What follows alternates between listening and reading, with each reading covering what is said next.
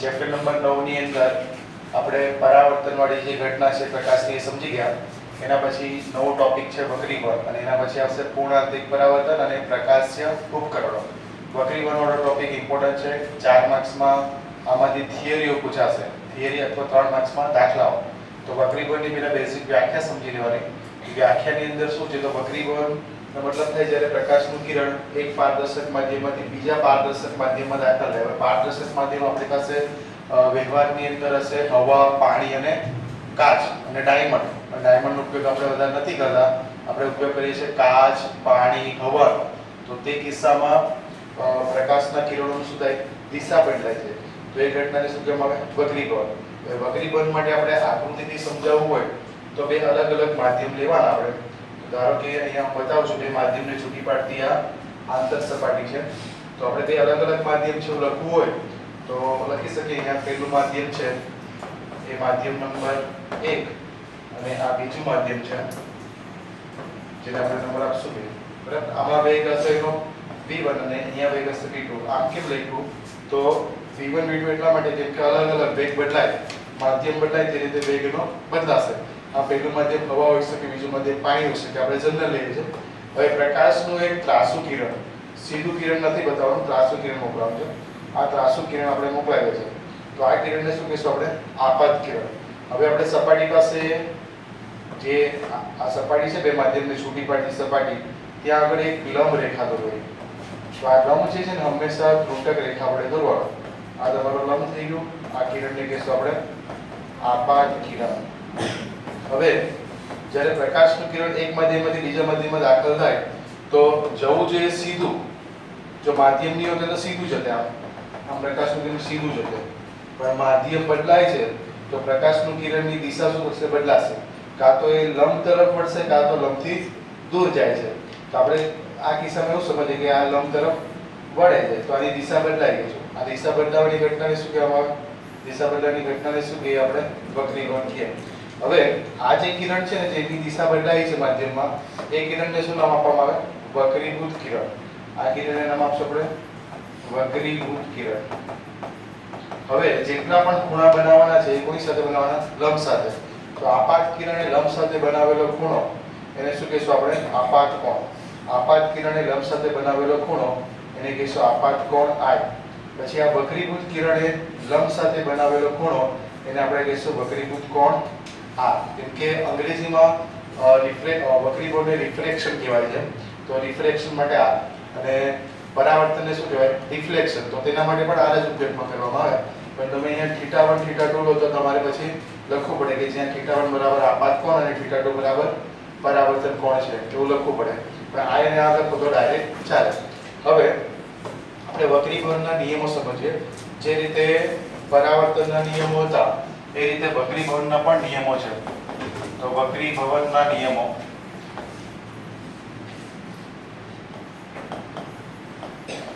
તો બે નિયમો છે. જે રીતે પરાવર્તનના બે નિયમો હતા એ રીતે વક્રીભવનના પણ બે નિયમો છે. પહેલો નિયમ, જે નિયમ તમારો પરાવર્તનમાં હતો એ જ નિયમ વક્રીભવનમાં આવશે. તો નિયમ નંબર 1, આપાત કિરણ સપાટીએ દોરેલો લંબ અને વક્રીભૂત કિરણ એક જ સમતલમાં આવેલ હોય છે. આ નિયમ કોનો છે, વક્રીભવનનો નિયમ. જે રીતે પરાવર્તનનો નિયમ હતો કે આપાત કિરણ સપાટી દોરેલો લંબ અને પરાવર્તિત કિરણ સમાન સમતલમાં એક જ સમતલમાં આવેલા હોય, તેવી રીતે આપાત કિરણ, વક્રીભૂત કિરણ અને સપાટીએ દોરેલો લંબ એક જ સમતલમાં હોય છે. આ પહેલો નિયમ. બીજો નિયમ જે મોસ્ટ ઇમ્પોર્ટન્ટ છે, જેના ઉપરથી આપણી આ વક્રીભવનના અલગ અલગ કિસ્સાઓમાં આપણે તારવણી કરશું. તો બીજો નિયમ શું છે તો કે આપાત કોણનો સાઇન અને વક્રીભૂત કોણનો સાઇનનો જે ગુણોત્તર છે એ અચળ હોય, જેને સ્નેલનો નિયમ કહેવામાં આવે. તો આપણે લખી શકીએ આપાત કોણનો સાઇન અને વક્રીભૂત કોણનો સાઈન નો ગુણોત્તર અચળ હોય છે, બરાબર? તો આને આપણે ગાણિતિક સ્વરૂપે લખવું હોય તો આપાત કોણનો સાઈન એટલે કે સાઈન આપાત કોણ કોણ છે I છે, પછી વક્રીભૂત કોણ કોણ છે આપણો R છે, એટલે એનો સાઈન નો ગુણોત્તર શું આવશે અચળ. જ્યાં અચળની વેલ્યુ મૂકશું આપણે તો અચળની વેલ્યુ મૂકશું આપણે તે શું બનશે sin I ના છેદમાં sin R બરાબર n2 જ્યાં n2 ને કહેવામાં આવે અચળ છે, જે છે આ પહેલું લખેલો હોય ને એનો વક્રી ગુણાંક અને બીજો લખેલો એની સાપેક્ષ. જ્યારે n2 લખવામાં આવે તો એને વાંચી શકાય એવી રીતે માધ્યમ 2 નો માધ્યમ 1 ની સાપેક્ષે વક્રી ભવનાંક. હવે એક નવો શબ્દ આવ્યો આપણી પાસે, કયો શબ્દ આવ્યો વક્રી ભવનાંક. તો આ વક્રી ભવનાંક મોસ્ટ ઇમ્પોર્ટન્ટ શબ્દ છે વક્રી ભવનના કિસ્સામાં. હવે વક્રી ભવનાંકનો મતલબ એ થાય કે એ માધ્યમનો ગુણધર્મ છે કે કયા માધ્યમમાં પ્રકાશનો વેગ કેટલો હશે એ કોનાથી ખબર પડે તો એ માધ્યમનો એક ગુણધર્મ છે જેનું નામ છે વક્રી ભવનાંક. પણ અહીંયા જે વક્રી ભવનાંક તે સાપેક્ષ વક્રી ભવનાંક છે. સાપેક્ષનો મતલબ સરખામણી.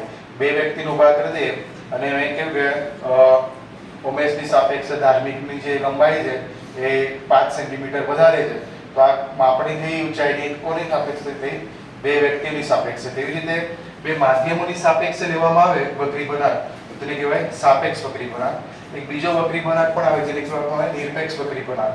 વક્રી ભવનાંક વેગનો ગુણોત્તર છે જેને ઈટા વડે દર્શાવાય. આ એમ જેવું દેખાય છે ને એમાં એમનો એક પગ લાંબો છે એને શું કહેવામાં આવે ઈટા.